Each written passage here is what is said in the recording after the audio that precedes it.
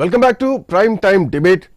So KTR arrest కాబోతున్నారు formula E రేసుకు సంబంధించినటువంటి అంశంలో అన్నది అసెంబ్లీలో చర్చ పెట్టండి, 4 కోట్ల మంది ప్రజలకు తెలుస్తుంది మేము చేసినటువంటి అభివృద్ధి ఏంటి, మేము చేసినటువంటి అవినీతి ఏంటి, అసెంబ్లీలో చర్చ పెట్టండి అంటూ కూడా ఒక గందరగోళమైనటువంటి పరిస్థితి అసెంబ్లీలో మనం చూసాం. ఈరోజు అక్కడికి పోడియం వరకు కూడా వెళ్ళినటువంటి సందర్భాలు.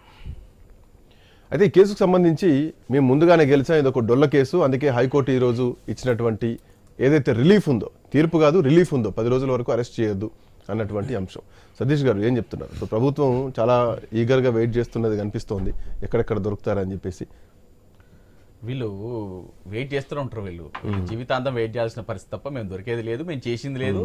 ఇప్పుడు మేము ఈరోజు క్లియర్గా చెప్పినాము, మేము 4 గోళ్ల మధ్యలో ఎందుకయ్యా మీ క్యాబినెట్ మీటింగ్లు అంటే గతంలో ఎట్లా జరిగింది? క్యాబినెట్ మీటింగ్ అంటే ఏదైనా అభివృద్ధి కోసం, ప్రజాపాలన, ప్రజలను ఉద్దేశించో, ప్రజలకు ఏదైనా కష్టం వచ్చింది, నష్టం వచ్చింది, ఓ రోడ్లు వేద్దాం, ఫ్లైఓవర్లు వేద్దాం, రైతులకు ఇంకోటి ఇద్దాం, రైతులకు మంచి విత్తనాలు ఇద్దామనో, లేకపోతే నీళ్ళు ఇద్దామనో, లేకపోతే నిరుద్యోగులకు ఉద్యోగాలు ఇద్దామనో క్యాబినెట్ మీటింగ్ పెట్టుకున్నాం గత కేసీఆర్ గారి ప్రభుత్వంలో.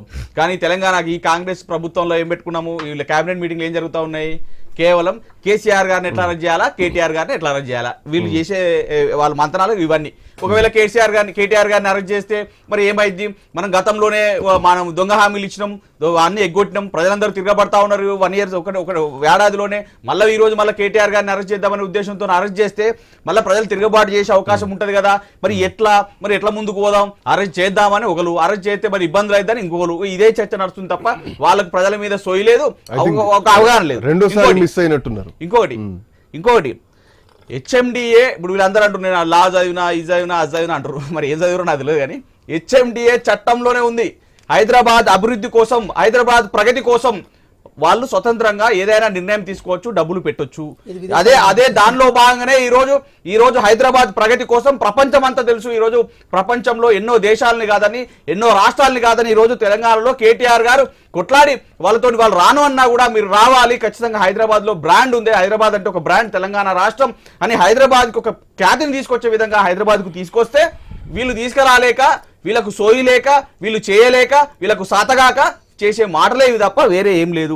మనం తీసుకొచ్చింది ఎందుకండి శ్రీకాంత్ గారు, మనం ప్రకృతిని కాపాడడం కోసం, పెట్టుబడుల కోసం మనం ఈ ఫార్ములా ఈని తీసుకురావడం జరిగింది. ఫార్ములా ఈ వల్ల వీళ్ళకి ఏం తెలుసు? వీళ్ళకి తెలియదు, నాలెడ్జ్ లేదు. వీళ్ళకి కేవలం బ్యాగులు మోసలే చేసుడు తప్ప వేరే నాలెడ్జ్ లేదు. ఇప్పుడు ఈ రోజు ఏమైంది? ప్రకృతి పెట్టుబడుల కోసం ఈ రోజు ఏదైతే ఈ ఫార్ములా ఈ కార్ రేసింగ్ జరిగిందో, ఇప్పుడు మీరు ఈ రోజులలో గతంలో మనం చూస్తా ఉన్నాం, పెట్రోల్ ఇప్పుడు ఈ రానున్న రోజులలో పెట్రోల్ డీజిల్ వెహికల్స్ తగ్గిపోతా ఉన్నాయి, బ్యాటరీ వెహికల్స్, ఎలక్ట్రానిక్ వెహికల్స్ వచ్చే అవకాశాలు ఇప్పుడు నడుస్తూ ఉంది. అదే దిశగా ముందుకు సాగుతూ ఉన్నారు. సో ఆ ఉద్దేశంగా పొల్యూషన్ కంట్రోల్ చేసే విధంగా, పెట్టుబడులు తీసుకొచ్చే విధంగా, బ్యాటరీ దానివల్ల దానికి ఏదైతే బ్యాటరీ వెహికల్కి సంబంధించిన వాటికి అనుసంధానంగా కొన్ని పరిశ్రమలు వచ్చే దిశగా ఎన్నో పనులు చేస్తే 700 కోట్ల మరి ఆదాయం కూడా వచ్చినట్టు మనకు తెలుస్తా ఉంది. ఇదే విధంగా కాకుండా ప్రత్యక్షంగానో పరోక్షంగానో అక్కడ రెస్టారెంట్లు కానీ ఇంకోటి ద్వారా ప్రత్యక్షంగానో పరోక్షంగానో లాభం పొందింది ఈ రోజు తెలంగాణ. మీరు చెప్పాలి, ప్రభుత్వంలో మీరు 700 కోట్ల ఆరోపణలు చేస్తే 700 కోట్ల ఆరోపణలు చేస్తే 700 కోట్లు ఎక్కడెక్కడ మీరు చెప్పాలి. ఒక సూటి ప్రశ్న అడుగుతాం, అవునయ్యా మీకు ఒక సూటి ప్రశ్న అడుగుతాం. ఒక సినిమా, ఒక మల్టీప్లెక్స్ సినిమా హాల్ పోతేనే ఒక సినిమా ఖర్చు అయ్యే టికెట్ ఖర్చు 300 లేకపోతే 200 300 ఉంటే మనం బయట పాప్కార్న్ కానీ ఇంకోటి కానీ చాక్లెట్స్ కానీ ఇంకోటి కానీ తింటే, ఐస్ క్రీమ్స్ కానీ తింటే అక్కడ 1500 2000 బిల్ అవుతుంది. అని నువ్వు పోయింది సినిమాకే కదా, ఏమొచ్చింది 300 రూపాయలకు ఖర్చు అయింది అంటే కాదు.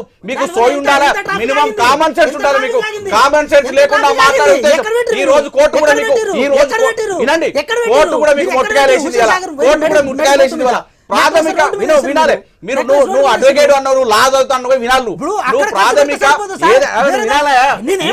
నువ్వు ప్రాథమిక ఇవాళ కోర్టు చెప్పింది, నేను కాదు, కోర్టు ఏం చెప్పింది ప్రాథమిక. అవునాయా హవాలా అంటే చెప్తావు, అది కూడా చెప్తా వినండి. హవాలా అంటే వినాలి, కాంగ్రెస్ నాయకులకు ఓపిక ఉండాలి, కాంగ్రెస్ నాయకులకు ఓపిక ఉండాలి. ఇఫ్ ఇట్ ఈస్ ఇల్లీగల్ లంచం, మీరు అడ్వకేట్ శ్రీకాంత్ గారు మీరు చెప్పాలి, ఇచ్చినా తీసుకున్నా నేరమే.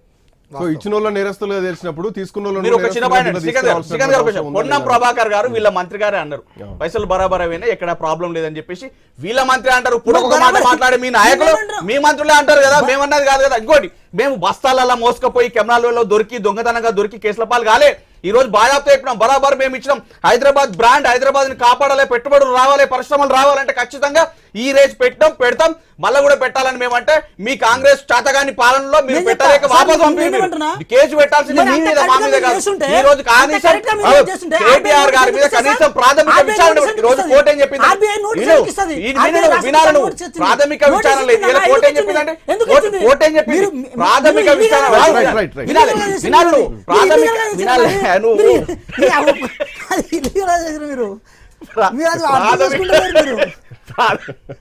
సారీ, ప్రాథమిక విచారణ లేనిది ఈ రోజు మీరు కోర్టు ఏమని చెప్పింది? కనీసం ప్రాథమిక విచారణ లేకుండా మీరు ఎట్లా కేసు పెడతారని చెప్పారు. వీళ్ళకి 27 తారీఖు వరకు డేట్ ఇచ్చారు, 30 తారీఖు వరకు కేటీఆర్ గారిని అరెస్ట్ చేయొద్దని చెప్పి కూడా చెప్పడం జరిగింది. సో ఇలాంటి పరిస్థితుల్లో మీరు తీసుకునే నిర్ణయాలు దొంగ నిర్ణయాలు ఆ విధంగా చెప్తున్నాను. వెంకరెడ్డి గారు 1 సెకండ్ వస్తాను మీ దగ్గర. వెంకరెడ్డి గారు, ఒకరేమో హైదరాబాద్ బ్రాండ్ పెంచడానికి పనిచేసినాం. సో అఫ్ కోర్స్ మేము పెట్టింది కరెక్టే.